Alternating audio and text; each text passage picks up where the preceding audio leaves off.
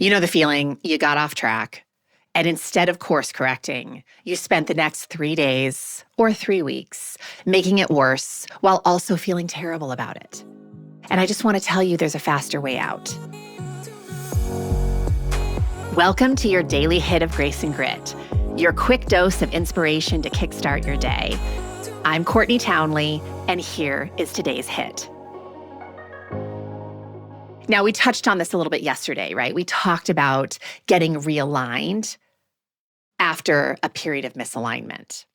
And I really stressed to you yesterday that misalignment is not the problem. It's what we make misalignment mean that becomes a problem. It's what happens in the hours and the days after you get misaligned. That is where consistency either survives or dies. So today we're going to talk about what actually gets you out of a spiral faster. We talked a little bit about the anchors and the cues of misalignment yesterday, but today we're going to talk about specifically getting out of the shame spiral. Here's what happens when most women get off track. They miss a workout, or they blow past their boundaries at dinner, or they skip the morning routine, or they don't put themselves to bed. And instead of course correcting, they do something way more expensive. They spiral. The shame spiral is very, very real for a lot of women. It's a predictable psychological mechanism. When we violate a self-imposed standard, the brain generates a negative emotional response. Shame, guilt, self-criticism. That's meant to motivate course correction. But it never does. What it actually does is create a whole lot of avoidance because it feels terrible. We stop thinking about what happened. We abandon the whole endeavor rather than adjusting our approach. We tell ourselves a story about who we are instead of making a simple next move, or allowing ourselves just to make one decision that will realign us to the direction we intended to go. The spiral doesn't feel like avoidance, it feels like accountability. And that's what makes it so seductive and so dang expensive. Research consistently shows that self-compassion after a setback produces faster recovery and more genuine corrective action than self-criticism does. We've talked about this in a lot of previous episodes. And it's not because it lets you off the hook, but because it gets you out of your head and back into action sooner. It gets you back into motion sooner.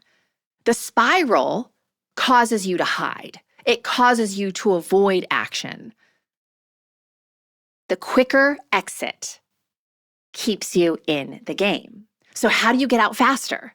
How do you get out of the shame spiral faster? Well, there's 2 questions that I pose in my book, The Consistency Code, that I think can be immensely useful. I'm sure you've heard of them before. The first one is, so what? Meaning, so what? It doesn't mean it doesn't matter. It doesn't mean I'm totally fine, no big deal. But it means I do not need to make this bigger than it is. So what that I got off track? That is not evidence of who I am. It is information about something that happened or a decision that I made. So what? I drifted. It happens. It was always going to happen at some point. The second question is, now what? Not a redemption plan, not a promise to do better starting on Monday. The simplest possible next move towards the woman you are becoming. One thing right now. What is it? So the next time you find yourself in the shame spiral, I want you to conjure up these 2 questions and ask them one after the other. So what, now what? Because they short circuit the spiral at its very source. They move you from story into action. They move you from being problem-oriented to being solution-oriented. And every minute you spend in motion is a minute that you are not spending in the spiral. So stop making your misalignments bigger than they are. The spiral is not accountability. It is delay. It is hiding. And the consistency you want on the other side of that is really demanding that you have a faster recovery. And So What, Now What can give you that faster recovery. So I hope you'll use it. If this stirred something inside of you, imagine what a whole book of clarity and courage could ignite.